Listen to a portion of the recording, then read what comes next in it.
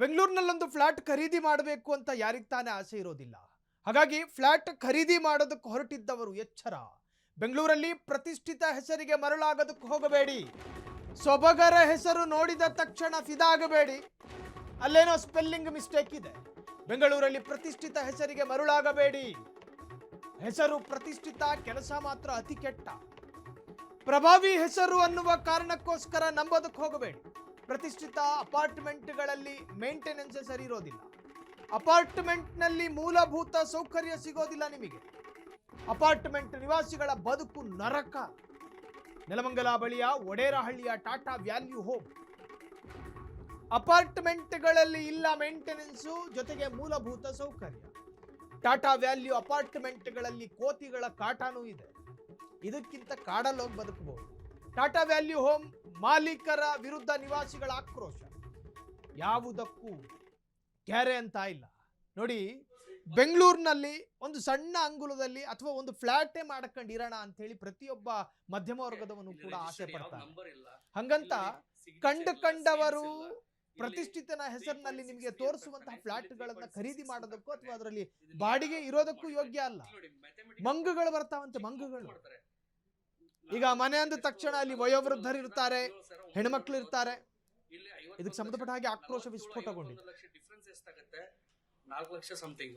ಇಲ್ಲಿ ನೋಡ್ರೆ 1.17 ಲಕ್ಷ ಅಂತ ಆಗ್ತದೆ. ನಾವು ಇವಾಗ ಇದನ್ನೆಲ್ಲ ನೋಡ್ತಾ ಇದೀವಲ್ಲ, ಎಲ್ಲ document hand out take over ಅಂತ ಹೇಳ್ತಾರೆ. ಎಲ್ಲ ಡಾಕ್ಯುಮೆಂಟ್ ಕೇಳಿದ್ರೆ ಸ್ಕ್ರೂಟ್ನಿ ಮಾಡ್ಲಿಕ್ಕೆ ಒಂದೊಂದು ಸಿಂಪಲ್ ಕ್ಯಾಲ್ಕುಲೇಷನ್ ಬರೋದು, ಕೂಡಿಸೋದು ಕಳಿಯೋದು.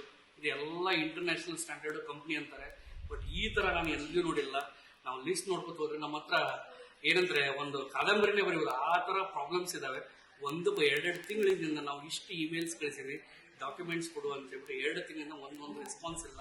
ನಾವು ಹೈಯರ್ ಅಥಾರಿಟಿ 2 ಸಿಇಒ ಹೋದ್ವಿ, ಬ್ರೈಟ್ ಸ್ಟೋನ್ ಅವ್ರ JLL ಅಂಡ್ ಟಾಟಾ. ಹಾಗೆ ಒಂದೊಂದು ರೆಸ್ಪಾನ್ಸ್ ಇಲ್ಲ ಅವ್ರ ಕಡೆಯಿಂದ. ಮತ್ತೆ ಇಲ್ಲಿ ನಮ್ಗೆ ಇಷ್ಟು ಕಷ್ಟ ಆಗಿಬಿಟ್ಟಿದೆ ಅಂತಂದ್ರೆ, ಸೊ ಕೋಟಿ ಗಟ್ಟಲೆ ಅವ್ಯವಹಾರ ಆಗಿರೋದು ಕಣ್ಣಿಗೆ ಬರ್ತಾ ಇದೆ. ಸೊ ಯಾವುದೇ ಒಂದು ಡಾಕ್ಯುಮೆಂಟ್ ಕೇಳಿದ್ರು ಒಂದು ಡಾಕ್ಯುಮೆಂಟ್ ಅನ್ನು ಕೊಡ್ತಾ ಇಲ್ಲ. ಸೊ ಇವತ್ತು ರಾತ್ರಿನೇ ನಾವು ಹೋಗ್ತಾ ಇದೀವಿ. ಇಲ್ಲಿ ಪ್ರಾಬ್ಲಮ್ ಅಂದ್ರೆ ಟಾಟಾ ಹೌಸ್ ಅಂತ ಹೇಳ್ಬಿಟ್ಟು ಟಾಟಾ ನೋಡ್ಬಿಟ್ಟು ನಾವೆಲ್ಲ ಮನೆ ಹೇಳ್ಕೊಂಡ್ವಿ. ಮನೆ ಹೇಳ್ಕೊಂಡ್ರೆ ಮೇಂಟೆನೆನ್ಸ್ ಒಂದೂ ಇಲ್ಲ. ನಾವು ಒಳ್ಳೆ ಟಾಟಾ ಅಂದ್ರೆ ಒಳ್ಳೆ ಹೆಸರು, ಪಾಪ ಅವ್ರದ್ದು ಒಳ್ಳೆ ಕಂಪ್ನಿ. ಹಾಗಾಗಿ ನಾವು ಮನೆ ತಗೊಂಡಾಗ ನಾವು ಮನೆ ಯಾವಾಗ ತಗೊಂಡು ಅವತ್ತಿಂದಲೂ ಸಿಪೇಜ್ ಇದೆ.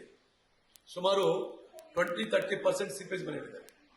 ಸುಮಾರು ಬೇಲ್ ಹಾಕಿದ್ರು ಇವರು ಬರ್ತಾರೆ, ನೋಡ್ತಾರೆ, ಅದಕ್ಕೆ ಸ್ವಲ್ಪ ಗಮನಿಸ್ಬಿಡೋದ್ರೆ ತಿರ್ಗಾ ರಿಮೈನಿಂಗ್ ಮಳೆ ಬಂದ್ರೆ ತಿರ್ಗಾ ಸೋರ್ತದೆ. ತುಂಬಾ ಪ್ರಾಬ್ಲಮ್. ಆಮೇಲೆ ಇವರು ನಮ್ಗೆ ದುಡ್ಡು ತಗೊಂಡವ್ರೆ, ಡೆವಲಪ್ಮೆಂಟ್ ಚಾರ್ಜ್ ಅಂತ ಹೇಳ್ಬಿಟ್ಟು ದುಡ್ಡು ತಗೊಂಡವ್ರೆ. ಈ ವಾಟರ್ ಕನೆಕ್ಷನ್ ತಗೊಂಡವ್ರೆ, 5 ಕೋಟಿ ದುಡ್ಡು ತಗೊಂಡವ್ರೆ.